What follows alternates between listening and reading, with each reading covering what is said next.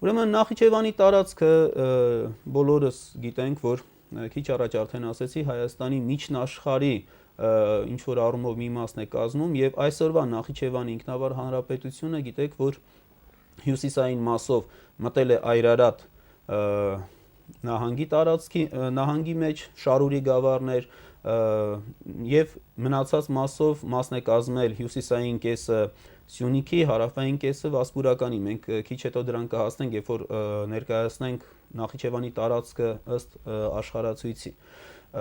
Վաղնջական ժամանակներից սա հայ իրականության բաղկացուցիչ մի մասն էր եւ հնագույն քարեդարյան ժամանակաշրջանի հուշարձաններից դեռևս սկսած, որ մենք նայում ենք Հայաստանի ժայռապատկերներում, արդեն տեսնում ենք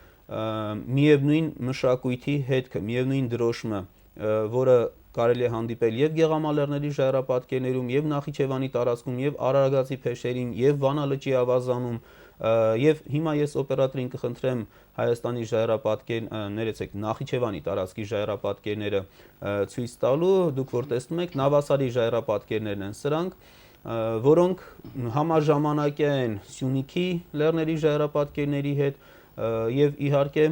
սրանք բաղկացուցիչ մասն են համահայաստանյան մեկ այսպես մշակութային օջախի։ Բացի ուրեմն ժայռապատկերներից հիմա դուք հաջորդ տեսարանում կտեսնեք էլի ժայռապատկերներ արդեն գծային ուրեմն տեսքով։ Մենք ունենք Քրիստոսից առաջ 4-րդ, 3-րդ հազարամյակներից սկսած հուշարձաններ, հատկապես նշանավոր է Նախիջևանի Մոխրաբլուրը, որ մասնագիտական գրականության մեջ երբեմն կոչվում է Քյուլթափա, եւ այդտեղից ունենք բավականին շատ հուշարձաններ, որոնք մասն են կազմում ամբողջ հայաստանյան մշակույթի։ Ձեր էկրանին հիմա դուք տեսնում եք Վանի թագավորության ժամանակաշրջանի ուրեմն հնագիտական գտածոներ Նախիջևանի տարածքից, ուրարտական այսպես կոչված ժամանակաշրջանի հնագիտական գտածոներ եւ այստեղ տեսնում եք Վանի թագավորության քարտեզը։ Իդեպ ասեմ, այս եւ հաջորդ քարտեզները, որոնք մենք օգտագործել ենք այս հաղորդման ընթացքում, պատկանում են Բաբկեն Հարությունյանին, վերցված են Բաբկեն Հարությունյանի ատլասներից, աշխատություններից, որի համար ուզում եմ շնորհակալություն հայտնել իհարկե,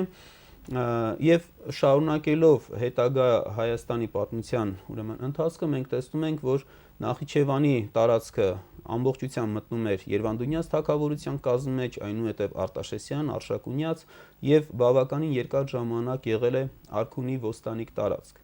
Ես հիմա պիտի խնդրեմ օպերատորը մեզ ներկայացնի Հայաստանը ըստ աշխարհացույցի, իսկ աշխարհացույցը գիտեք, որ 5-ից 7-րդ դարերում է կազմված, եւ այստեղ